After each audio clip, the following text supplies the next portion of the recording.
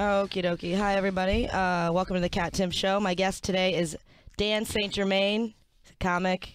You make people mad on the internet a lot, you know. Have I? I feel like you do. No, I don't think I have, but thank you. I mean, I'm glad that I hope I have. I don't think I have. I feel like it's pretty easy to do. It's really easy to do, but I don't think I don't know. I kind of like... I really stick away now from too many hot button issues. I mean, like, I'll post news stuff if I like, but, you know, it's mostly like... It's mostly pretty much like liberal shit, you know, like, yeah. But like, there's some things that I do not fucking touch. I mean, it is, I will say this with comedy, it's kind of the opposite of everywhere else where there is an element of like, you kind of have to have this group think. Yeah. It's annoying. But so I'm a little bit more careful because I also am like, well, if it's a really like controversial, like edgy opinion, why wouldn't I just do it on stage? Why am I wasting it for some free medium where people can just get angry at me? That doesn't even make any sense. Also, were you allowed to curse on this or no? Absolutely. Okay. Yeah, no, absolutely. I mean, they're in full force, especially if you're like a straight white guy. Yeah, I mean, there is that. I won't do this. I definitely won't like apologize for being a white straight man. That's the one like where I draw the line a little bit, like where I'm like, I'm not like everyone else's failures aren't my like yeah. When I've been racist or sexist before, I don't blame all white men on that. That's just my shit. You being racist or sexist. I did that when yeah. so that's kind of one thing I was thinking about that today. I was like, I can't just get away with that's almost saying like that's like almost blaming your ignorance on like that's like comparing to like cerebral palsy or some disease. You know what I mean? Where you're just like, oh, I was born a white straight man. This is it, or you know, like, give me a break. Man. Absolutely, it's my handicap. Well, this office is very a lot of white straights. Are there any exceptions? I'm trying to think at the moment. We have Asa Akira. She's neither. Well, she's straight. I think she probably goes both ways. Porn star, yeah, Asian porn star. Asa Akira. Asa Akira. Yeah, I was like, who's that Mortal Kombat character? She works here. Does she still do porn? Yeah. Yeah.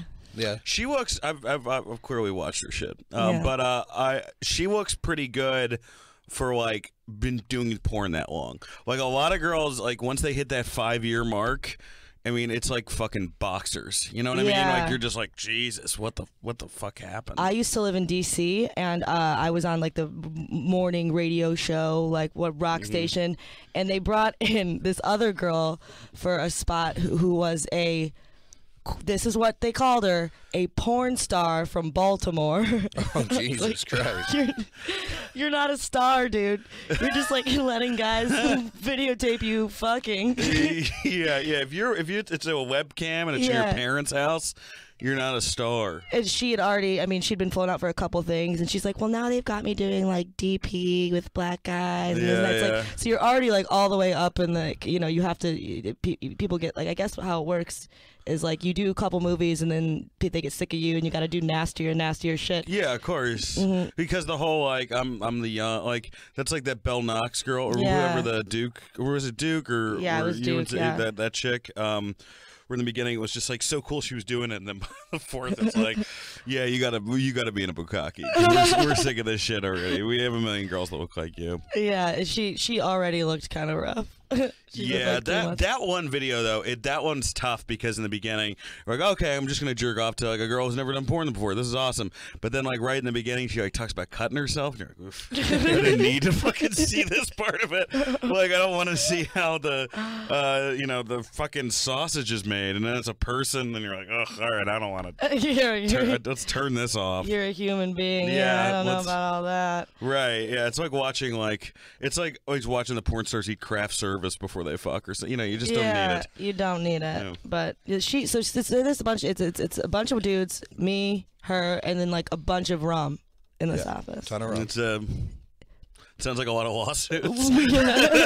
There are a lot of waivers being signed. Yeah, like a weekly basis. On a weekly basis. Yeah, the guy who heads this up just like makes people sign waivers, which is does he? Yeah, absolutely. Yeah, I mean. How else are we supposed to avoid lawsuits? Yeah, like we had all our interns fight the other day for like a $15 Outback gift card. Like physically, like fight? Yeah. We put a ring in there and all sorts of stuff. Yeah, that's hilarious. It was they called it the Outback Scholarship. Yeah, it was during halftime of like a shitty... I mean, that is like a step above bum fights. Right, Yeah. right. Yeah, pretty much. But even worse because they all have One kid went to the degrees. hospital. One kid went to the hospital. I didn't know that. Who went to the hospital? Well, because we put like Glenny Balls. We put the gift card like under a bunch of like bar stools we have out there. Yeah. And so they were just like flipping them, and then when they finally saw it, like they put a couple of decoy ones. So when they finally saw the real one, they like dove for it, and he just like cut his hand wide open. Oh my god. For Outback. Yeah, and it was like billed as like $100 gift card, but like they had already spent like 85 of the dollars, so it was like a $15. You can't even get like a full meal for like that. Did you guys pay for the hospital? I believe so. Okay, well there you go. Hazard pay. Yeah. I mean, that could be. I guess they signed a waiver, so you can't. Sure did. The boss is I like, mean, as sorry. long as they're not forced to do it, then No, it was only supposed to be 2 of them, and then all the other ones felt left out, so they threw themselves into it. You know, there was a girl So in there, weird. and There was a girl. Yeah, are you allowed to hit the girl in that situation? Or It was is that very. fair? It was tough all day. They were debating what to do. They were like, "She has an unfair advantage." I was like, "She should get a knife." Like there was a lot of chatter. Yeah. It's you don't know which way to go with it. Yeah. and it's the unlimited. I mean, it's just like when everybody's here and I come in, there's usually one person who's just drunk. Yeah. Just for at least one person, just for no reason. Like usually, like every day, like around 2, you'll see one person with like a beer at minimum. Beer or like people sleep here sometimes. I've slept here like 2 or 3 times. Yeah. Is there a shower here? There isn't. That shower would be so. I would never leave if there were a shower here. Well, yeah, you were saying if you still drank, you would just ruin your life. Oh yeah, as soon as I came in here, I was like, "This is like a bad. This is. I'm glad I'm only here for an hour." Yeah, I don't think I could do it, but I don't like. This is the first time in a while though where I like do not fantasize about it. I used to fantasize about it a lot, but now I do not. I mean, cigarettes I do. I think about smoking cigarettes all the time. Oh yeah, but drinking not so. I mean, not so much. No. How long have you? It's been a year and 8 months back, but I was like trying for like 10 years to not drink. Yeah, like give a fuck. And I know I'm not like one of these people who I try to talk about it less now, just because like there's like because of a couple reasons. Like first off, it's like douchey and pretentious, but and then like a lot of people that I know that are in the program, like they kind of diagnose everybody else, so that's.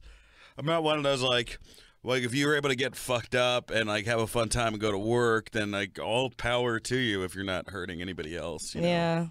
What did you just get to? The last time I'm doing a bit on it on stage now, but I was like searching for drugs in Koreatown. I was like flagging cars down trying to get coke, and then 2 cholos beat the shit out of me on the street. So it was that's like kind of like I guess that's end of the line. Yeah, yesterday I drank a little too much and I got a little annoying. But it's not, I'm already annoying usually, but like that was on the a different level. Yeah, I mean that's what's it? Michael Che has that bit on his new hour, which is like drunk white girls are the most dangerous people in the world, and he just has a bit where like this girl comes up to him and just takes his hat and puts it on it and dances away, and just never you're able to get away. I've seen that happen no less than 500 times. Right, exactly. Yeah, absolutely. I mean, well, even like Tyrus, you know Tyrus, he's been on the the guy I was talking about was on the show. He wears like this big chain, and like we'll go out because we're doing New Year's Eve tomorrow, so we're gonna like go get dinner tonight and like talk about it, we'll plan it out. I guarantee you that there will be at least 5 girls who come up and be like, "Can I wear your chain and take a picture with her? Yeah. Like, can I take a picture with your chain?" And then I'm always just like, "That's our anniversary chain. We're on our anniversary. This is a giant man. He's like a giant man." They just, what, those chicks keep doing it until they meet the wrong guy. He's like, "Bitch, I just got out. I'm institutionalized." And they're like, "Oh fuck, all right, wrong guy." Holy shit! I was out with Kissel last night. Well, how's he doing? Good. I mean, guy. He's a nice guy. He can trick. He loves Skinny Dennis just because I think he loves peanuts. I haven't been to. I've been to that place with him. I think before. He takes everyone there because there's free peanuts. Yeah, he's like a 1970s alcoholic. I know. He really is. He's a guy where it's just like, well, it's when he gets drunk. I mean, he's just an alarmingly huge man. So I'm just like, how much did you drink? Like he's like, oh, I just like he'll just drink like 47 tall cans of Bud Light. Well, you and I think we've never really hung out, but we've like been around the same group that hangs out. Yeah. Like it was one of those tangential things. So you've always been nice, but like where I was at. We used to. I think it was one of those things where you dated Travis and I dated this other girl who were like kind of in that Murder Fist crew or whatever. Right. And I guess Ben used to date with you know Holden McNeely. He used to like live with Holden. Holden said like the first or second night. Like Ben, like lived with him. He was so scared of Ben. Ben just in a blackout in the middle of the night just kicked like Holden's door, and Holden wakes up and he goes, "Ah, go away!" Like goes a monster, and then Ben's like, "Ugh," and he like, shuts the door and leaves. Oh my god, yeah, like Sasquatch or something. Oh, it's terrifying. Just like if you worry about him falling down. Well, he's dating a girl now who like just turned 21. You met Brooke? She's no. Her name's Brooke. She's like just turned 21. I'm sure they have a lot to talk about. Well, she's like he's a very immature 35 in a lot of ways. Like he's 35. I think so. I think he's 35. So I don't know. I mean, age. I don't know. Does it matter? I don't know. I'm like already aging out of being able to be in a relationship in my late 20s in this city. What is it? How old are you? I'm 28. Oh yeah. Yeah, you're old. Exactly. No, for a woman in man years, that's like 48. Yeah, I don't know. I haven't been in a relationship in like I realize like almost 3 years now. Really? Like, it'll be in February. It'll be 3 years since I've been in like a steady. I just start crying on the podcast. Relationships. Like, LA's even no. That was me just having heartburn. Yeah. But LA's really tough. It's really tough to date. I mean, like, it's almost like, and it's not even straight. It's just nothing works. It's almost like dating in LA is like being in, I don't know, like post Reconstruction Iraq as far as like relationship. You're like none of these are the traffic lights don't work. Like nothing in these relationships work. Why? Why is that? I mean, I have there no briefly, idea. I really don't. I think I'm part of the problem too, like you like someone, they don't like you, somebody really likes you, you don't like them. Mm-hmm. There's never like a time where you seem like you're on the same page. No, there's not. Well, because when they like you, you're like, well, why do you like me?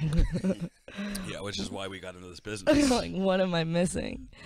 I mean, there've been times where I've been with guys and I'll be like, you just don't want to date me and whatever. And he's like, what if I said that I did? I was like, well, maybe it's like are you ready for that? Like, it's just so hard. It's so hard, Well, I think it's like if we get into this business too, right? It's like to get to where you are, you've had to work your ass off. Yep. And part of you working your ass off is being like, it's never good enough, and I have to get to this next level. And that kind of dynamic is really great for you professionally, and it's a fucking misery personally. It's the worst idea personally because you end up not being able to be attracted to people who nurture you, and that's not good if you're a person. Good.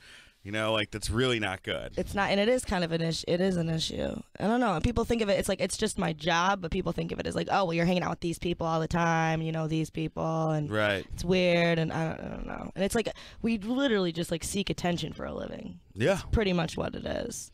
And, that's going to be a tough person to date. Yeah. I always say this, like, I wonder about this all the time, like, how close I am from just, like, taking my shirt off and doing a truffle shuffle on stage. Like I try to think that like, oh, I really put a lot of thought into some of the stuff I say on stage, and I'm trying to write new stuff all the time.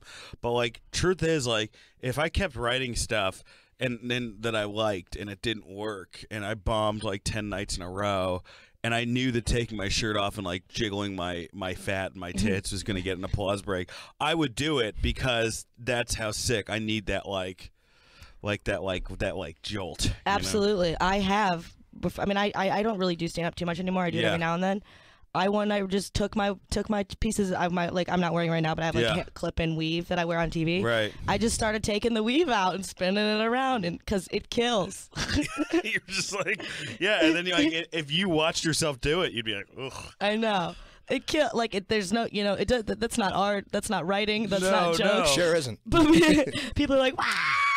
Every time, and I'm like, they love me. And then you get off, and you're like, what have I become? I hate myself. And then the Johnny Cash starts playing. Well, yeah, because then you get mad, especially like if you're, a comic. You've all been in that situation where you have an okay set, you just see somebody just crush with energy. Oh yeah. Like it's like a tiny little black guy running around and just like shouting. Or like people that like I remember the Boston Comedy Festival when I did it. I only did it once.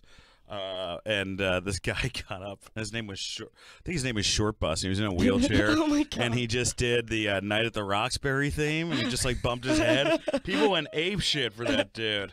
And that's all he did. Well, that's all he did. Dan Cook has like the highest selling comedy album of all time off Just Energy. Yeah, that's true. Well, I think Dane's a little bit better than that. For sure, but when he first came through, he was essentially rewriting other people's bits and just adding a shit ton of energy to him. And he worked a lot harder than that. I'm selling him a little short. But even Kevin Hart's very good. Energy is why Kevin Hart's where he's at. But here's the thing, though, and this is why I'll argue with a lot of people about this, is that like he is a good writer because he's writing towards that energy. Yeah, absolutely. Like if somebody else, or he probably, I don't know if Kevin has his own writers, but a lot of these guys who once they reach like a superstar status, they have like a lot of because they just don't have enough fucking time. But like fucking Chris they're Rock. still writing. Yeah, Chris. Actually, I know some people who write for Chris. And like Chris is like Chris is probably like top 2 for me, like top 5. But like he's one of those guys who like he still writes his shit, absolutely. Right? And like his writing when he writes with someone else, apparently it's just him calling up and be like, "Hey, does this work?" Yeah. And they're like, "Yeah, I would maybe do this at the tag." And he goes, okay, maybe I'll do that. I'll probably do that. Like it's basically just a sounding board. Right, it's not absolutely. even like him and Louis bounce a bunch of shit off each other. Yeah. Because at that point, who else are you gonna play with? Did you see last night? This is unrelated, but I think it was Cavaliers were going up against the Celtics. Sure and did. That was so funny. Like that was the most badass thing I've ever seen. I don't know why I just thought about this in the fight. Yeah, like LeBron. Somebody tried to start a flame with LeBron, and he just started laughing at him. Yeah, but that's the thing. He also had 8 people in between him and the person who would beat the bag out of him. That's just you think that guy would beat up LeBron? LeBron is a way bigger guy than that guy. Size and hands aren't the same thing. Like, has LeBron ever been in a fight? Do you think? Like, sure, he's from freaking Ohio. Yeah, sure, some shitty poor neighborhood in Ohio. But like when he was 11, and once he was 12, he was a national star. Yeah, but if you're a professional athlete, you can take a hit more than a normal guy. From another professional athlete, though. Yeah. And Marcus Smart so also you're trying to came say from you a terrible. You could take LeBron? Is that what you're saying? Well, maybe. No, Marcus Smart also came from a terrible neighborhood, and right. like his brother got shot. All sorts of terrible things, and he also fought like a white racist in the stands when he was in college. That's like he went in the stands and just beat the shit out of the guy. I remember. I was there. I was the guy. Yeah, I like LeBron though. I like that he's just an asshole and he doesn't care instead of being an asshole and like pretending that you care. So he used to do that. He used to care, and that's when I hated him. But now, it was funny to watch him wave like that. But if they were face to face and he did that, I would have liked it more. I wish I liked sports. I'd be more popular here. You loved the World Series when you were here watching with Tapalo. I did. I had a lot of fun. Yeah, Nick Tapalo came and did this my show. He designed a couple times, and he just loved it. He just stayed here for hours. Oh, because this is like his place. Yeah, he had some of that rum, I think. No, we had whiskey then. Oh yeah, we had like nice. He whiskey. loves this type of place. Oh yeah. Yeah, right? oh yeah. He's like he was here for like 8 hours. Yeah, it's a true story. He was here for like 8 hours watching the World Series game. Oh, yeah. Well, I mean, at that game, you got to get into that. That was pretty nuts. Which game was this? The Chicago? Was this the last one? No, it wasn't the last one. I think it was the second last one. No, it was the last one. Was it? It was the World Series. There was we were here. All right, yeah, it was Game 7 then. Yeah, it was pretty nuts. Well, because you guys didn't stay till the end. That's why I had think it was 7. I had to do Fox and Friends in the morning or something like that. Early mornings, getting up at 3:45. How many days do you have off? Like one? Yeah, usually I have Saturday and Sunday off sometimes, but sometimes I'll do another show. But it's good. Like, I mean, I like being on TV. This is a good thing. But I remember, like, I would hate myself for getting annoyed about it. Like back in the day, like 4 years ago when I lived in DC, and they would call me and they'd email me and be like, "Are you in New York City? Can you do a 3-minute segment on Fox and Friends?" Yeah. And I'd be like, "Yes, I am." And I would get on a train and come to New York and be like, because I'd want to be on Fox News so bad. I want to be on TV so bad. And now I'm like, ugh, I have to get up early. So well, I think everything changes, right? I mean. I've had that moment too. I write for this new comedy on CBS that's coming out, but like I'll be there and like it'll be like, oh, thank God we're getting let out early. But in my head, I'm like, Dan, it's fucking 6 years ago you were a security guard. Like if somebody had told you, you spent like you would go to the guard job and then like work all night and like that was just what you. But now it's like, oh, I can get out. I can go and watch the DVR episode of like Atlanta that I haven't seen. You have like it's just your perspective change. We get spoiled. Yeah. Well, where were you a security guard, by the way? At the Met. Well, that's like not like a super crazy place to be a security guard. No, it wasn't too. No, I mean, obviously, if it was a super crazy place, like the guy who I was like getting, I don't go there anymore. The guy was like, do my jiu-jitsu trainer or something. His job was like, he would guard nuclear weapons. That was like physically, it was like a Van Damme movie. Like he had a 12-year like federal agent shield where he would like, you know, like him and another guy. I guess they had guns too, but part of it was his martial arts experience, and he would like guard weapons and nuclear materials and all this stuff. Well, that's intense. That's the most bad. So I was not qualified to do that. I had a clip-on tie, and I would tell people to not touch the art. That was my job. But how do you guard weapons except for like with other weapons? Exactly, and I think that would be the movie poster. The U.S. government needed to guard their weapons, so they brought a human one. Yeah, exactly. But like, you think, I don't care how good your karate is. I don't know. I think they had assault rifles and shit like that too. That's crazy. You know, you like assault people just walking around with assault rifles. I was in like, where was I? I was giving a speech in like Texas somewhere. People just had like guns. Everyone had their guns. In the audience? No, just like at the speech. Yeah, some people had guns, and one speech. I'm like, all right, that's all right. You know, gun. I don't really want a gun. No. No, I mean, I feel like I'd accidentally shoot myself in the face. Yeah, I mean, that's very possible. I'm going to probably buy one, but there's a good chance I'll just get depressed and kill myself. Yeah. You know, I always get nervous about that, where I'm like, if things get really bad and I know there's just like a gun in the corner, I'm like, all right. Start small, maybe like shoot off a toe for attention. Right, exactly. Well, now it gets to the point of like suicide would definitely not be attention. If because I'm past that teenager thing, now it would just be like, all right, this shit is fucking over. I am sick of this shit, you know. This sounds like I'm talking about killing myself at this moment. I'm not. I'm pretty happy right now. It's all right. That's good. Usually comes up at some point in Kat Show. Death, suicide, you know what I mean? Well, I mean, all comics are just like very sad people in general. I mean, like, I wonder what like on Facebook like a normal person's news feed looks like. Because mine's like all people that I've met at open mics throughout the years, even though I don't really do comedy anymore, being like just terrible jokes and then sadness. Jokes or social justice warriors, all this shit. Yeah. And it's it's depressing because now you can either be a comedian or you can, if comedy doesn't work out, you can be a professional Facebooker. Oh, yeah. So that always works. You're like, oh, likes. There's a guy that runs rooms in like rural Baltimore area that I can't unfriend and I can't unfollow just because the shit he posts is so sad and I don't understand. He's like this 40-something-year-old dude. I'm just looking at it right now. I am nothing. Posted 15 hours ago from Crownsville, Maryland. I feel like that's the Crownsville, Maryland slogan. Absolutely. Oh man, there's one guy, and I want to bring up his tweet so bad on here, but he literally we have a text thread, me and a couple of my friends, as everyone does, and we'll just like, I mean, they're like so fucking pathetic, and like so like I'm about to like. And it's so funny. Like, that's the thing that sucks. It's like when you're that vulnerable, like about absolutely nothing, you know? Yeah. Like, it is so funny. This is another one from December 28th. I'm sorry. I'm sorry for pushing away those who truly cared for me. I never meant for this. I never truly appreciate what I've had. I'm sorry. 8 to 5 p.m. from Brandywine, Maryland.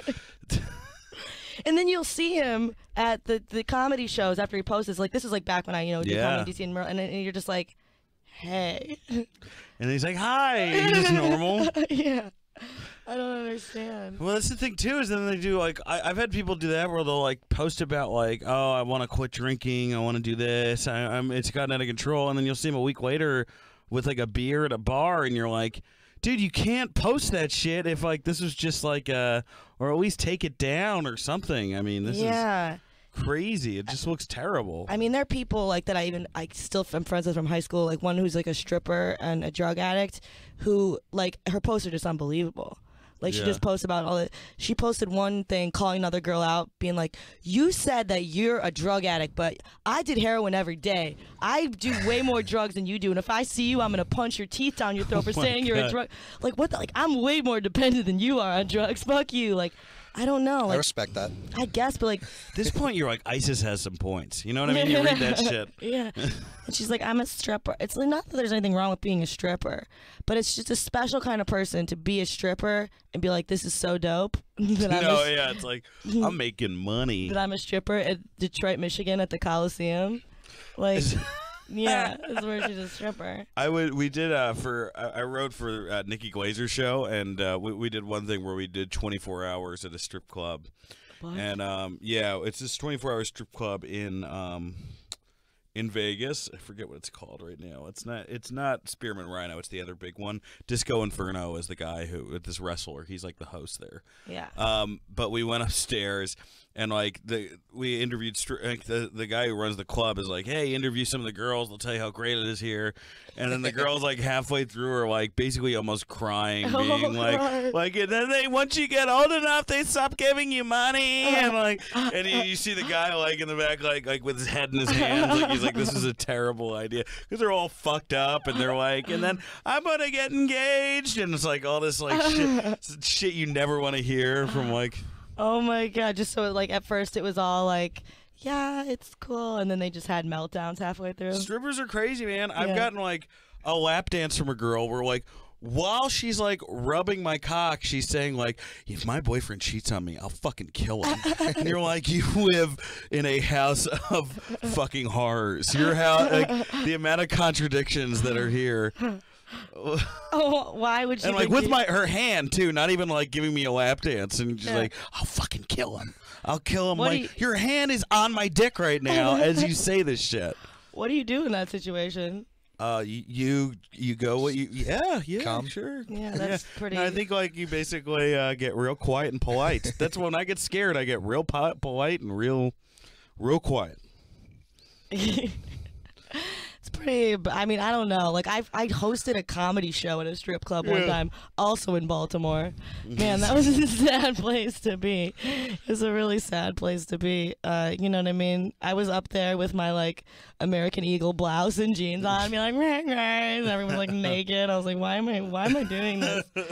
Alt comedy. People are like, what if we did a comedy show in a strip club with strippers and comedy? Like, I don't know if that's an all comedy. I mean, before that, it was like a lot of like even before I did comedy, it was like a lot of Bobby Slayton wannabes. You know, like coming up being like, I mean, all like so many strip club DJs are like comics or like, you know, and you can tell like, oh yeah, this girl, your dick's so hard it could break glass. Like the way that you're like, this guy wants to be a comic. You know, like he's like trying to be funny when he comes. The saddest thing I've ever seen in a strip club is this dude who was this older guy, and he looked like a character from Manchester by the Sea. Like he had that sad like New England, and he had like the cap on, the big coat, and he was like eating a plate of buffalo wings while this girl was dancing. Oh my God! And then she got off for the next one, and I realized he worked there because he finished the wing, he grabbed a rag and then some disinfectant, went on stage and just sprayed the pole, wiped down the pole, and then went back to the plate of chicken wings from the nurse. Oh my God. He was just the pole cleaner. Oh my God. How do you get a job like that? Eating chicken and cleaning. Let me tell you, a lot of their jobs don't work out. That's how you get a job like that. That's true. Strip club. I mean, there are people that just like love strip clubs. Like that's all they do. That's all they do is go to strip clubs. I had a phase like that when I was on the road and stuff. Yeah.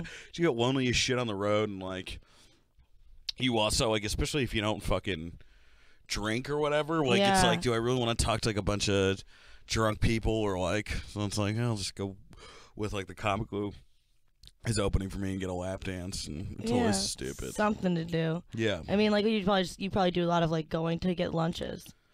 Yes, I've done that. A lot of lunches. I do miss like, I mean, the one thing about being on a show is I do miss like having a hotel day where you wake up late. Like hotel sleep is like the best sleep in the world. It gets so dark in those rooms, you know.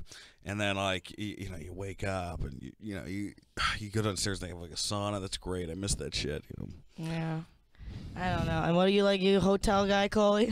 No, I get fucking creeped out. Why? Really? I don't know. There's fucking who else has been in there? Who cares? Like, I don't trust the towels.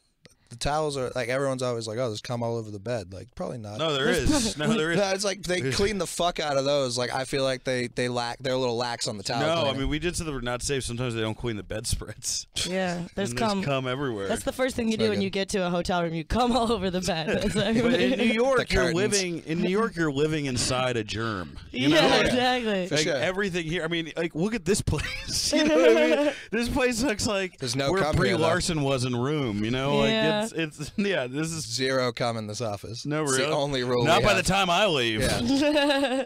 That's the only rule you have? That's the only rule. Is that true? No coming in the office? No coming in the office. Nobody's fucked in this offices before. It's been 3 months now. I know the first month no one would do it. I don't know if the last 2 months have held up. Well, there's cameras out there all the time. Yeah. Yeah, but there's not a bathroom that, like, if two people get hammered, they just go in there and they start fucking. Certainly possible. The fire escape. There's a lot of places. Yeah, there's a lot of places. I think here and right in here. Here, right in here. Yeah, it used to be the fuck room. You guys should be like, this is our fuck room. This looks like a place that would absolutely have a fuck room with like a yoga mat on the floor. I feel like this entire studio is a fuck. Yeah, this entire floor is a fuck room. Oh my! Maybe that guy, the security guy upstairs. Yeah, you guys can hook up. I didn't care for that at all. No, we hired the original security girl to be our security for up here. Yeah. So he's the replacement, and he's like the dude who had a stroke on The Simpsons. Like he's fucking. He's way too intense. Like he's like, all right. He's like Matthew McConaughey some days. Like when I walk in, he's like, all right, and it's like, dude, just say hello. Like I used to do security too, but in in apartment buildings, and like you just like not bother people when they walk in, just like a little head nod, like eye contact, and like let them go. Like people aren't trying to come home. I would definitely get bored and try to get girls' numbers at the Met for sure. Oh yeah, absolutely. I used to work at Fenway. Oh yeah, I worked a couple times. I got laid from it like a couple times. Yeah, that's pretty impressive. I used to work at Fenway too, like after hours. So it would be like, you want to take a tour? Like it was the easiest thing ever. Yeah, and then you set it up, you know. Wait, you would bone them at Fenway? I didn't. Other guys did. Yeah. I mean, that's got to be on like every trashy Southie girl's bucket list. So like fucking Fenway. Yeah. That's hilarious. What's the dirtiest, grossest strip club you've ever been to? Like, where was it? Pulse is pretty bad, and it's right next to. There's a couple places that have been awful, but Pulse was really. Oh no, I have two winners for this. Pulse, which was right near this comedy club I do called the Jukebox in Peoria, Illinois, and it's right across from a Greyhound track. So just imagine like Bruce Springsteen's Nebraska playing. Oh my god! And all the girls there were just either too skinny or too fat. There was no everybody kind of had like a Mad Max haircut.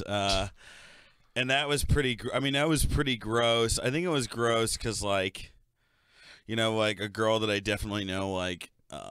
Who banged somebody like in the VIP room came back and we were talking. She goes like, "Hey, you don't do like anti-Semitic jokes, do you?" And I'm like, "No." And she goes, "Okay, good." And I'm like, "Oh, like you have like I know I go to where your line is, you know." Oh my. And then I actually went to one in Vegas, which I was waiting. I was actually going to like this. I was going to an AA meeting at a Veterans Hall, and that was like depressing in itself. But it was like Vegas is like 105 degrees, and right next to it was this like the DVDs, adult DVD, but it also did strip club. And I'm like, oh, I have an hour to kill. I'll go get a lap dance or something. So I went in there, and it was like so fucking gross. And the girls were so like the girls all looked like they had like I was like I can't. One of them has shit stains like on their like underwear without a doubt. And then I went to like past where the lap dance rooms or the VIP rooms. There wasn't even a chair or a couch. It was just bean bags. So you would just like fall on the bean bag, and girls would like. I mean, I did a whole bit on. I mean, I did the story I guess on like not on comedy like central.com or. But there's another strip club I went to called, and I'm trying to like my 2017 resolution is to not it was kind of 2062 is no more strip clubs, but I went to this strip club called Shenanigans in Schenectady, New York, and I went with, do you know the comic Evan Williams? Yeah. Like I went there and like It was so bad. And Evan's like a pretty good looking dude for a comic. He's like a 9, you know. Yeah. For a normal guy, he's probably like a 6. But like, we got there, and of course, like all these fucking girls, like you know, are jumping on him and like touching his muscles and shit because he works out. Yeah. And then this dude, like, this girl comes up to me. She walks over, and I mean, she kind of looked like a less hot Brian Dennehy, you know, like, and she's like. Like, she takes me, she's like, hey, you want to dance? And I was like, yeah, cool, let's go. Yeah, all right. You know, I hate myself enough. Let's do it. And the lap dance room it wasn't in the strip club. You had to go outside the strip club and walk across the snow to a shack. And this is the worst part about it. She did... her CD player, was broken, so instead she just played the traffic reports and gave me a lap dance. Oh, shut up. To the traffic reports. And then it was one of those things after it was done, I went back into the club and I gave like one of the "we're leaving," you know, things to Evan, and he's like, you know, had some like bony Skeletor type chick like, on him. It was rough. Oh my God! The traffic report. How does it even like? How do you dance to that? Like, you don't. You basically just have a seizure on a guy. That's basically what it was. You know? Oh man, those are all pretty bad. Pretty bad, right? So those are pretty. Yeah. Pretty bad. Pretty rough. I mean, there's a lot of strip clubs. There's a lot of strippers. There's like a significant, you know. They're a demo. Yeah, there's a demo. There's a stripper demo. It's just they don't want to be the demo. But even the ones that are like the one that I went to in Vegas, which was like a reputable one, like they're sad. Like I was upstairs. Like the show actually paid for me to get a lap dance, and then the girl was like giving me a lap dance. She's like, "Yeah, Floyd Mayweather comes in, and we just like talk," and I'm like. Well, yeah, I'm sure you guys just talk. yeah.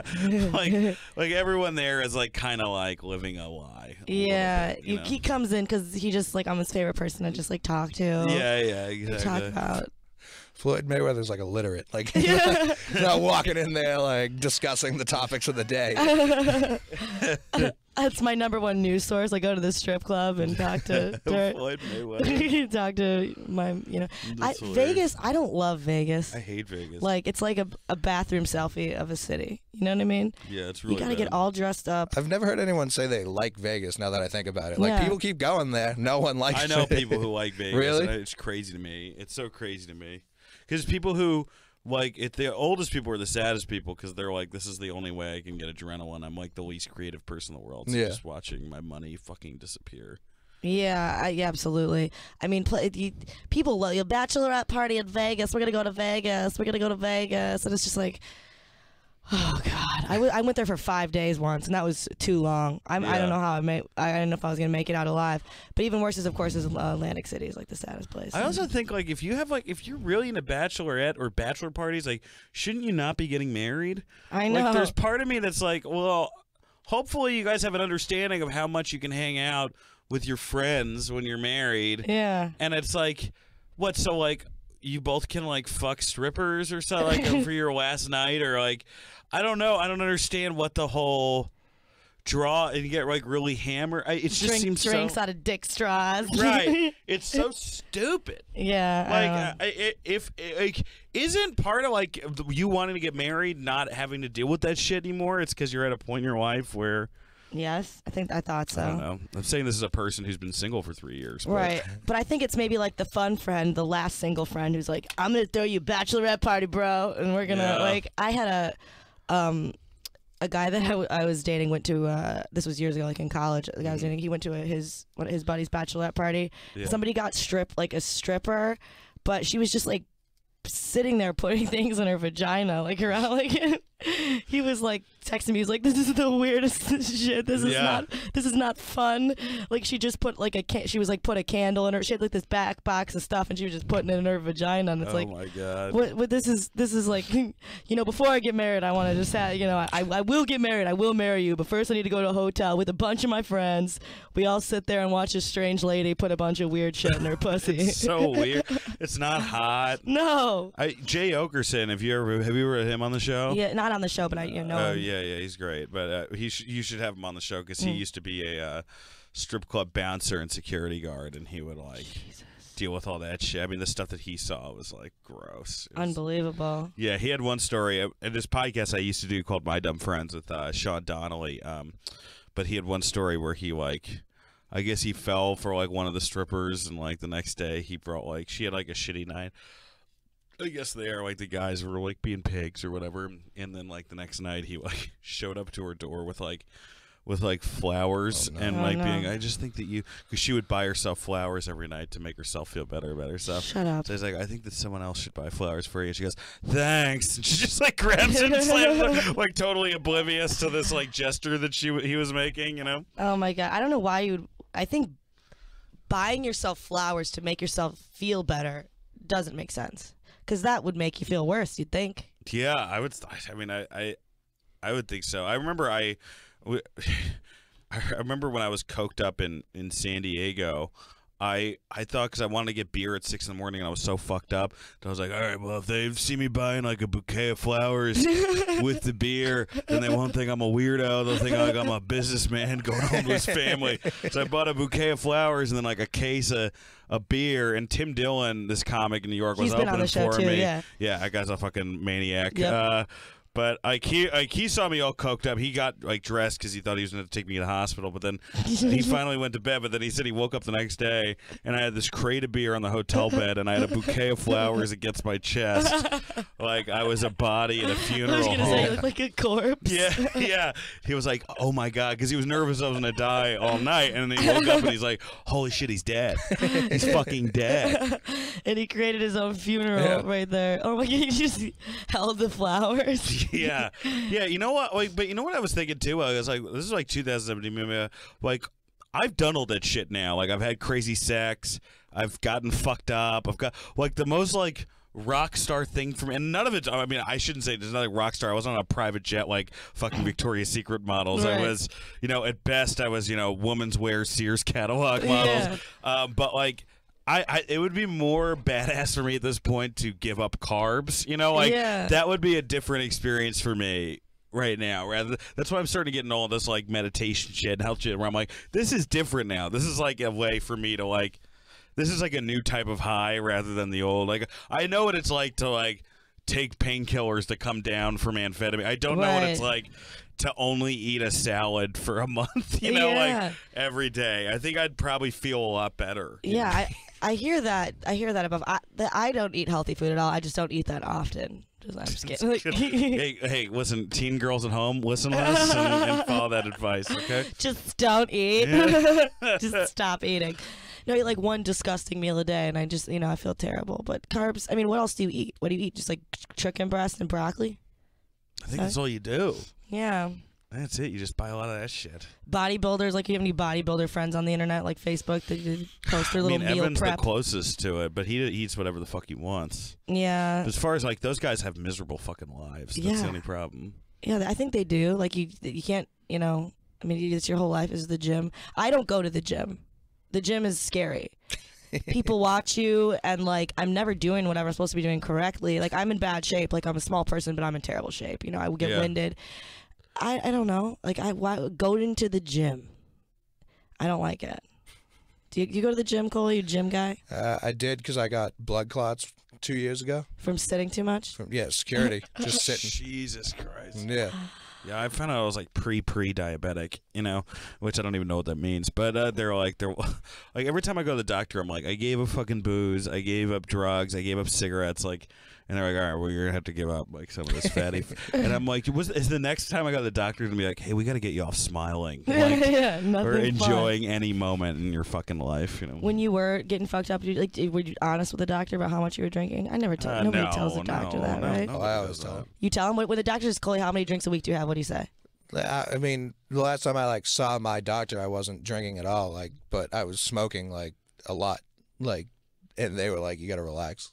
They're like, that's way too much. I was like, no, it's medical. Like, you don't understand.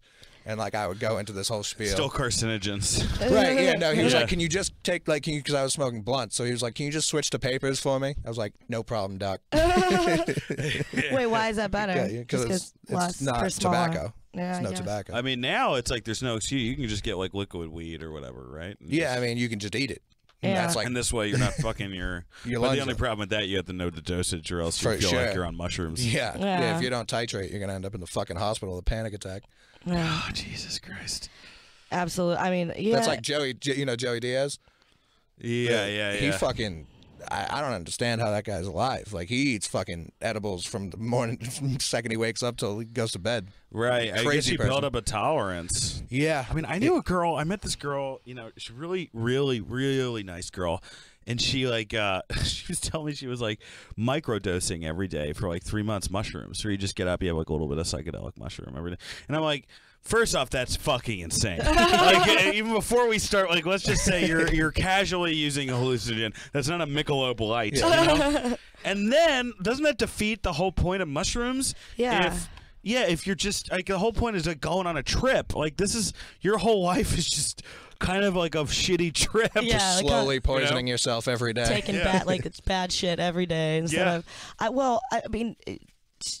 How do you know how much to take too? Did she grow them? Because aren't they all different? I have no idea. I mean, I haven't had I haven't done mushrooms in probably at least probably 12 years, 10 years, 12 years. Yeah. You know, and only one time I did it was it really good. Yeah. Well, you probably that girl's just taking a little. You know, every day you have like a bowl of cereal and you have a little mushroom chunk. Yeah. Pretty much all my friends in Brooklyn, like, anytime they go out, they're like, "You want a cap?" I'm like, "No, dude." Like, just a cap. They'll just casually munch them like every night. I'm like, "All right, sure." Like, fuck it. Like, I'm all set, but you guys do you. Do they feel it? Like, they seem to be having a grand old time. Yeah. I don't think it makes sense. It's so weird to casually do mushrooms. Yeah. It's like, I understand blow or pills or even heroin, but like just to casually do that shit. Yeah. But that's like all those guys that, I guess the documentary I want to come out, all those guys who like made LSD, like kept building LSD, like those guys would just do it every day casually for. The problem with that is it's like, for the most part, there's like, I think like way more, there's so much rewards from doing psychedelics. Yeah. You know, as far as like as a person and growing and, but like if you're that 1%, like I had a friend of mine's brother who like was institutionalized because he did mushrooms and he just wasn't, he was that 1%, and it was like he had a complete psychotic break for 6 months. So we're just not knowing reality. No, and it was it. And some people just like Kurt Vonnegut's son, Mark Vonnegut, I think his name is, he wrote this book where he went to a commune and he was doing psychedelics, but he didn't realize he was schizophrenic. So like he started doing it, and then he like started fucking losing it, you know. So you have to like really know, I think, who you are before you start doing that. That'd shit. be terrible. You need to be in a great mental place too. You got to be with the right people. There's a lot of things. I know a girl freshman year of college. It was her birthday, and she really wanted to take mushrooms, and it was like a Wednesday. Everyone was like during finals, everyone was like, no, like, and only her best friend did it with her. And her while they were tripping, her best friend came out of the closet to her. Oh no! And she handled it like a mature person. She ran away screaming and crying, locked herself in her room. Why? She just couldn't come to grips with the reality that any of this was happening. So it wasn't even that she was grossed out that she was gay. She was just like, is this real? Yeah, like she had no perception of reality at all. And what did the friend? The friend was like, oh. Yeah, he probably went home and killed himself. He was like, that was not the reaction I wanted. Yeah, I had a friend of mine who thought he was like the son of Christ for a while, like because of that shit. Yeah, it's not, just stick to pills, guys. Just stick to cowboy killers and country music star killers. Yeah, you can't like go to work on acid. You know, you can't, like, you can go to work on pretty much anything else but psychedelic. Unless your job is to just like hang out with Bob Ross. Bob Ross is a happy little tree. Bob Ross is unbelievable. Oh yeah. Just fall asleep immediately. It's like that soothing little voice of his. It's just fucked up. Like, I fall asleep to serial killer documentaries. Me too, every night. Oh, me too. Every night. The people who narrate them have the most soothing voices. They do. And then they found the body. Keith Morrison's my favorite. Dateline. I didn't know anyone else did that. Every single night. Yeah. I fall, and it does affect my dreams, but I like to the point where I kind of have a tough time sleeping without it. Yeah, me too. Like last time, and then I'll get like, this is even more fucked up, bro. Like, we'll get the body count. I'm like, 3 people. Fuck that. Like, this guy's got 8. Okay, put that. Absolutely. It's like, if it's like, it's someone was on drugs and killed another person. I'm like, yeah. Oh my God, he was like a community leader, and he was secretly murdering all these children and his wife too. Like, I walked one yesterday where Oh, it was the best. The worst show in the world. Scorned Love Kills is so cheesy. There's like unnecessary fuck scenes where everyone's inexplicably wearing lingerie, and like when they're narrating, there's just random people moaning in the background. It's really bad. But this guy and his affair partner were gonna kill his wife, and then they get caught, and then he finds out that the woman that he killed his wife for has only been a woman for 2 years. Used to be a man. Now, how's that for a twist? You just killed your wife for a dude, and now you have to spend the rest of your life in prison. It's a real that's some guy's life. That sounds like the most fratty reveal. It's a dude. Whoa! But it really was he blew his whole. I always wonder about that. What would you if you fell in love with a guy, right? He was like everything you wanted him to be, and then 3 years later, he reveals, like 6 months in the relationship, he's like, "Listen, I was a woman. I've had this surgery, and then you're with him. It's a man. You know what I mean?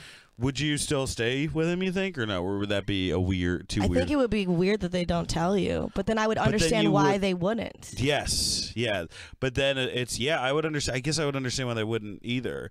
But you're dating a man. It's essentially just a man, right? But like. But she. Oh God, that sounds terrible. But he used to be a woman, so I don't know. What would you do? Do you think you would be able to deal with that? I've never been in that situation. I know. Really? It's a hypothetical. I mean, maybe I have been. Maybe I have. I don't know. I mean, what about you guys? I just feel like. I don't know. I'd say no, just because, and I know that makes me probably sound like maybe like a conservative monster, but I just don't. I don't know. I don't think I think that would kind of get to me. I wouldn't be. I just wouldn't be grossed out, but I think it's just my natural body chemistry would just be less attracted. And I don't think there's anything wrong with that. No, I don't think there's anything wrong with that either. But those people can't. This is probably the dumbest question ever. They can't reproduce, right? No. Right. No. So I want kids. Like that would be my. Well, yeah, but you can adopt. Yeah. He wants baby Kollege. I like new kids. I like new kids. I like refurbished. I like the ones that they've been fucked up by their original parents. And they know how to appreciate my shit. Yeah. Get like a They're child. Like, one present, thank you. Get like a child. Get like a child soldier. Yeah. I like new kids. Jesus God. You said you gotta leave at 1:10, so we probably gotta wrap up. Yeah, that's okay. No problem. Is there anything you want to? I'm writing on Superior Donuts on CBS. That comes out on February 2nd. I just started recording a new podcast that's not out yet. Called American Monsters, where every week we're going to be discussing a new goat. So we did Tim McVeigh. We're doing like Sandusky now. But I had old podcasts, Might I'm Friends, and I did the Not Safe podcast with Nikki. But yeah, and end of April I'll be at the Punchline in San Francisco. So please come out there if you're in the San Fran area, and then you can go to danstgermain.net, and I'll have my website's a little bit wonky right now, but hopefully by next week all the dates will be up there. So awesome. Thank you for having me. It was good times. Thank you.